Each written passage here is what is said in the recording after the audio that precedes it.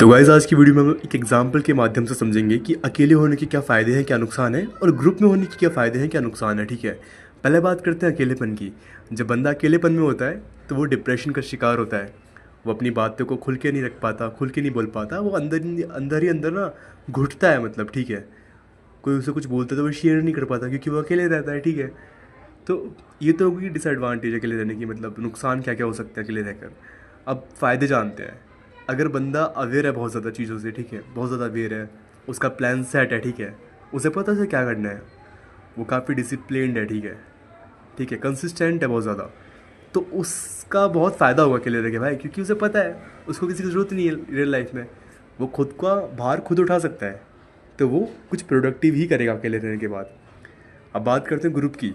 Group में क्या होता है गाइस, ग्रुप में क्या होता है, एक बंदा अपने आप को इम्प्रूव कर पाता है, औरों से अच्छी चीज़ सीख पाता है, ठीक है, अपनी बात रख पाता है, ठीक है, ग्रुप में उसे अप्रिसिएशन मिलती है, उसका कॉन्फिडेंस बढ़ता है। अब रही बात ग्रुप में रहने की डिसएडवांटेज, कभी कभी ना बंदा क्या करता है, कंफर्टेबल बहुत ज़्यादा हो जाता है, तो वो एफर्ट करना ही छोड़ देता है, एफर्ट लगाना ही छोड़ देता है। वो डिपेंडेंट हो जाता है काइंड ऑफ, कि कोई बंदा कुछ कर रहा है ग्रुप में, कोई कुछ कर रहा है तो वो उन्हीं के लिए एग्री कर देता है, हाँ हाँ ठीक है, ओके फाइन, ठीक है, वो अपना कुछ नहीं देता, ठीक है। तो ये डिसएडवांटेज हो गया। अब बात करता हूँ करना क्या होता है। सही समय पर सही जगह होना पता होना चाहिए हमको, कि हमें सही समय पर कहाँ होना चाहिए, ग्रुप में होना चाहिए या फिर अकेले होना चाहिए। मैं ये नहीं बोला लाइफ टाइम अकेले रहो या फिर लाइफ टाइम ग्रुप में रहो। हमें सिचुएशन के अकॉर्डिंग अपने आप को लाइक डिसाइड करना पड़ेगा कि हमें कब ग्रुप में रहना है, कब अकेले रहना है, ठीक है। जैसे कि फॉर एग्जांपल एक चिड़िया का एग्जांपल लेते हैं बहुत अच्छा सा। एक बर्ड होती है, वो एक नेस्ट क्रिएट करती है, उसका छोटा बच्चा होता है, वो उसकी टेक केयर करती है कब तक, जब तक उसके पंख नहीं आ जाते, या फिर जब तक उसे लगता है कि हाँ अभी उड़ने लायक हो चुका है, ठीक है। जैसे ही उसे लगता है ना कि उड़ने लायक हो गया है, वो पता है क्या करती है, वो उसे धक्का मार देती है उससे, घोंसले से, या फिर उसको फीड कराना बंद कर देती है, छोड़ देती है। मैंने सुना है मोस्टली बर्ड्स ऐसा ही करते हैं, इवन ईगल भी ऐसे ही करती है अपने बच्चे को इंडिपेंडेंट बनाने के लिए। और ये बहुत ही इंपॉर्टेंट स्टेप है, हमारी लाइफ में कोई नहीं करेगा। There is no bird in our life, we are the only bird, क्योंकि उड़ना भी तो हम ही को है ना, तो हमें खुद को ही पुश करना पड़ेगा, कंफर्ट जोन से आउट होना पड़ेगा।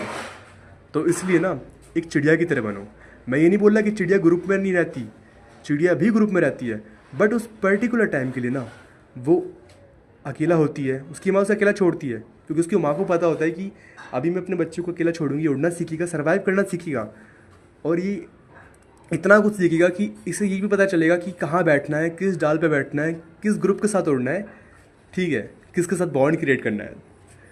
तो ये सब चीज़ें अकेले रह के ही सीखी जाती हैं, ग्रुप में रह के नहीं सीखी जाती, क्योंकि ग्रुप में आजकल अच्छे ग्रुप भी कहाँ होते हैं, तुम देख रहे हो आजकल ग्रुप में डिस्क्रिमिनेशन, किसी को नीचे दिखाना, किसी को अपसेट करना, और आजकल लोग जल्दी हर्ट भी हो जाते हैं, ईगो प्रॉब्लम भी होता है, किसी किसी का ईगो फ्रेजाइल होता है, कोई कोई तुमसे क्लैश करने के लिए रेडी रहता है हमेशा।